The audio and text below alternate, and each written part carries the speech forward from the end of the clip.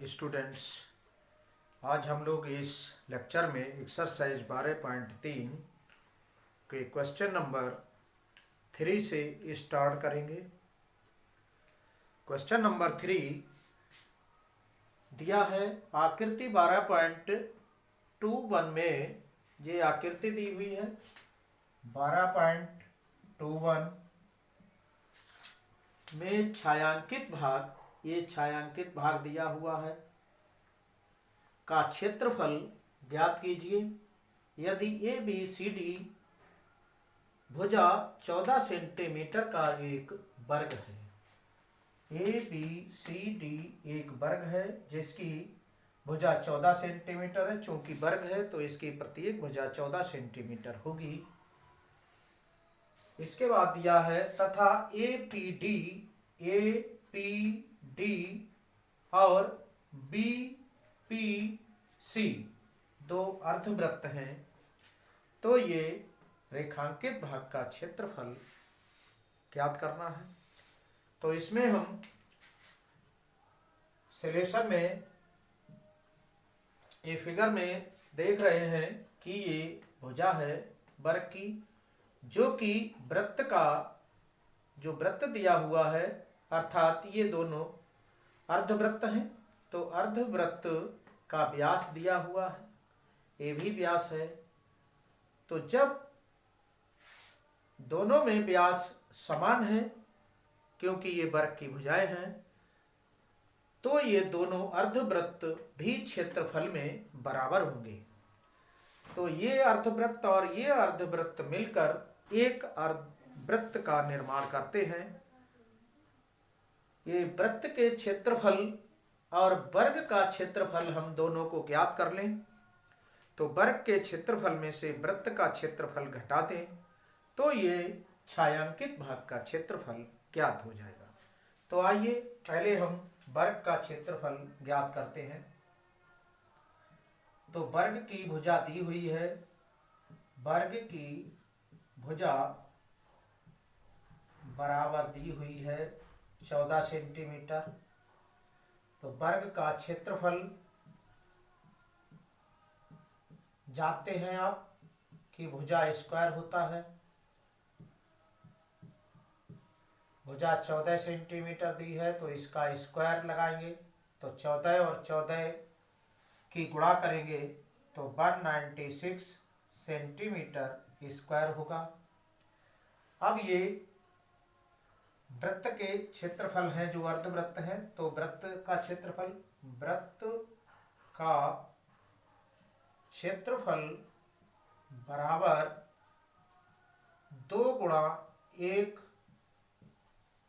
अर्धवृत्त का क्षेत्रफल।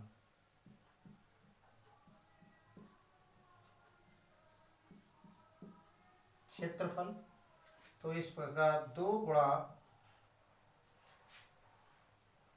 1 अर्धवृत्त का क्षेत्रफल मतलब 1/2 पाई आर स्क्वायर, 2 से 2 कैंसिल, ये हो गया पाई आर स्क्वायर।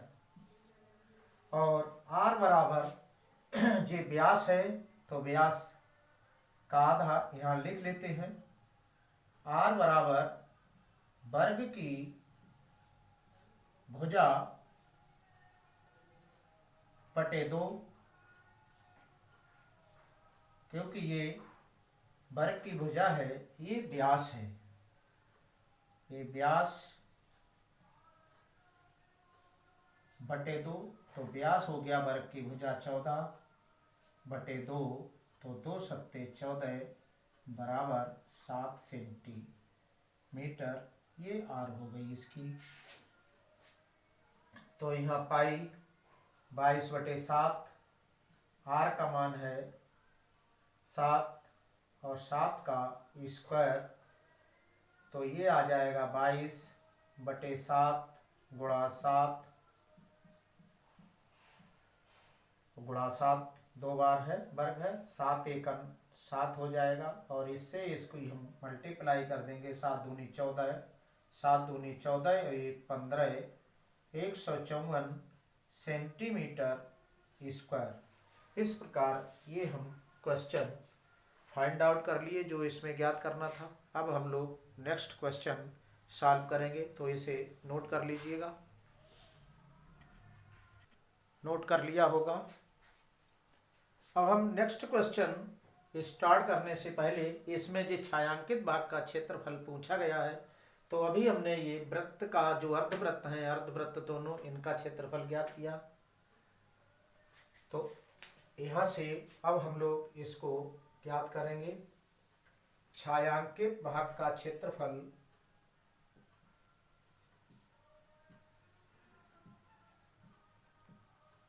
बराबर वर्ग का क्षेत्रफल माइनस वृत्त का क्षेत्रफल।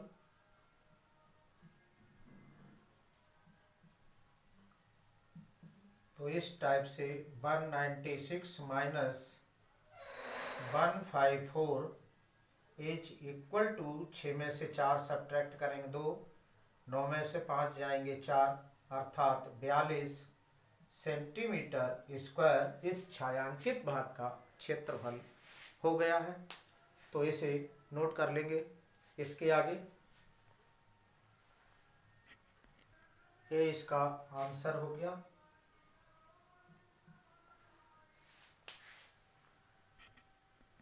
क्वेश्चन नंबर 4 है, आकृति 12.22, ये आकृति है 12.22 में छायांकित भाग का क्षेत्रफल ज्ञात कीजिए। ये जो रेखाएं बनी हुई है इसे हम छायांकित भाग मान लेते हैं कि ये छायांकित भाग है। ये जिसमें रेखाएं बनी हुई है ये छायांकित भाग है। क्षेत्रफल इसका ज्ञात करना है। जहां भुजा 12 सेंटीमीटर वाले एक समबाहु त्रिभुज OAB एक समबाहु त्रिभुज है के शीर्ष O को केंद्र मानकर 6 सेंटीमीटर त्रिज्या लेकर एक वृत्तीय चाप खींचा गया है। ये वृत्तीय चाप है जिसकी त्रिज्या 6 सेंटीमीटर है और इस त्रिभुज की भुजा जो है ये समबाहु त्रिभुज है, इसलिए भुजा इसकी 12 सेंटीमीटर, तो प्रत्येक भुजा 12 सेंटीमीटर होगी। तो कहने का मतलब ये है, ये प्रत्येक 60 अंश का कोण बनेगा। ये केंद्र पर 60 अंश का कोण है। तो इस टाइप से हम ये पूरे का मान निकालना है क्षेत्रफल का। तो सबसे पहले हम वृत्त का क्षेत्रफल निकाल लेते हैं। वृत्त की त्रिज्या हो गई 6 सेंटीमीटर। फिर त्रिभुज का क्षेत्रफल निकाल लेते हैं। तो इतना भाग जो है ये त्रिभुज में भी आ जाएगा और वृत्त में भी आ जाएगा। तो 2 बार इतना हिस्सा, इतना क्षेत्रफल हो जाएगा इतना। तो इसे हम एक बार घटा देंगे तो ये मान निकल आएगा। दूसरा ढंग ये है कि इसके केंद्र पर 300 डिग्री का कोण बनेगा। तो इस त्रिज्य खंड का चाप निकाल लें, त्रिज्य खंड का इतने का और त्रिभुज का, तो जोड़ सकते हैं। तो 2 तरीके से इसको हम फाइंड आउट कर सकते हैं। तो इस टाइप से पहले हम त्रिभुज का क्षेत्रफल निकालते हैं। सॉल्यूशन में समबाहु त्रिभुज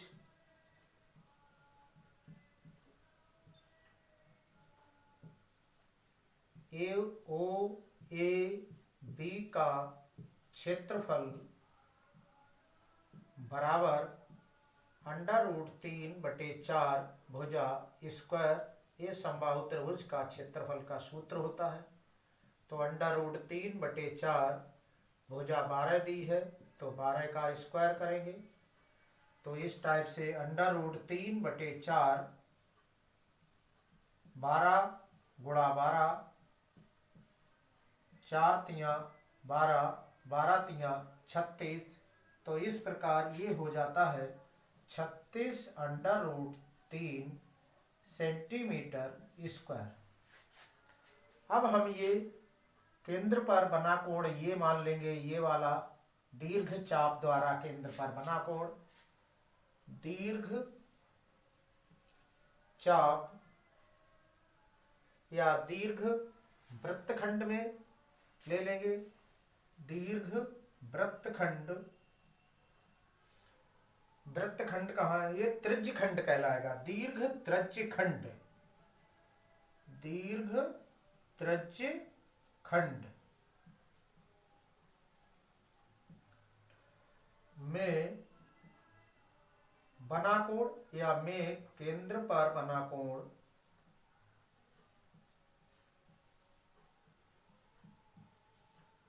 कोण थीटा बराबर 360 माइनस 60 बराबर हो जाएगा 300 अंश। अब दीर्घ त्रिज्यखंड का क्षेत्रफल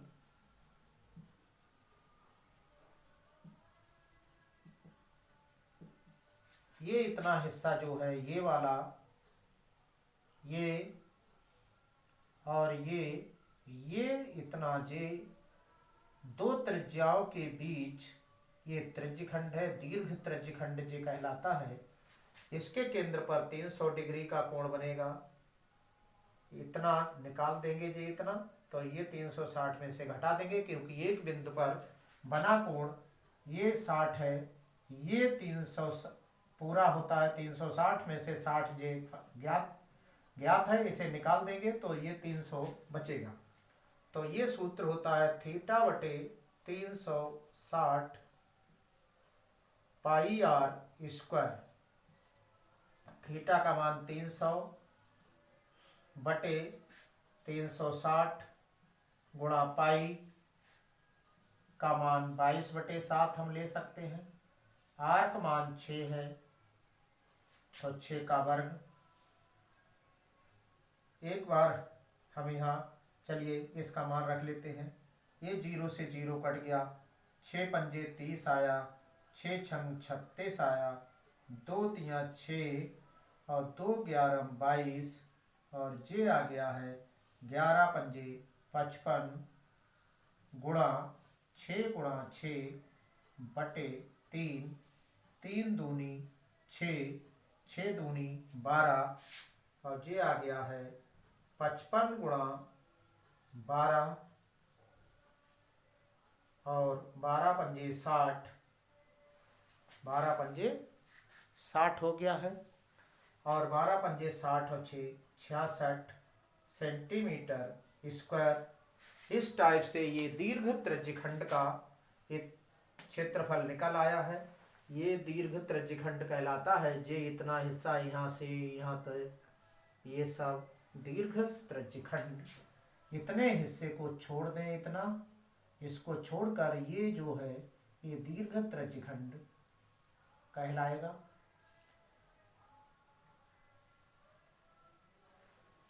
तो अब ये त्रिभुज का क्षेत्रफल और दीर्घ त्रिज्यखंड का क्षेत्रफल हम जोड़ देते हैं तो ये इसका रेखांकित भाग का क्षेत्रफल छायांकित भाग का निकल आएगा।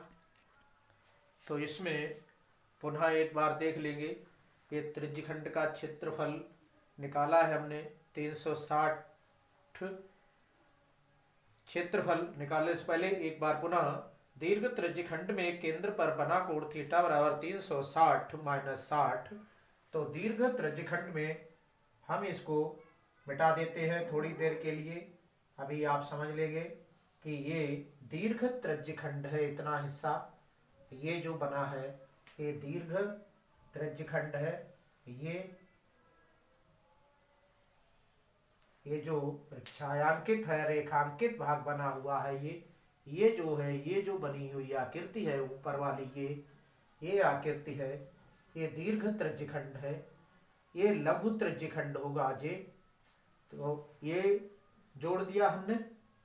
और फिर समबाहु त्रिभुज का, तो समबाहु त्रिभुज का जे है दीर्घ त्रिज्यखंड में हमने निकाला है इसमें, तो यहाँ 7 अभी जे और छूटा हुआ है तो 7 यहाँ और लिख लेंगे और 7 ये तो बटे में 7 और आ जाएंगे, यहाँ पर ये छूट गए थे तो 7 ये आ गए हैं। ये इनको लिख लेते हैं 55 गुणा 12 बटे 7 और ये 7 जो है यहाँ पर 660/7 आएगा ये सेंटीमीटर स्क्वायर। ये यहाँ 7 रह गए थे, इनको फिर से नोट कर लेना ध्यान से। तो यहाँ पर अभी ये 7 और आ जाएंगे। तो इस टाइप से ये हमने इसको क्षेत्रफल लिख लिया, दोनों को ऐड कर दिया ये, और फिर ये समबाहु त्रिभुज को। तो ये दोनों आकृतियां मिलाकर बनती हैं ये इस टाइप से। ये समबाहु त्रिभुज था 60, तो इस पूरी आकृति का क्षेत्रफल ज्ञात करना था। तो इस प्रकार हमने ज्ञात कर लिया। ध्यान देना है, ये 7 एक बार यहाँ छूट गए थे, तो इनको नोट कर लेंगे।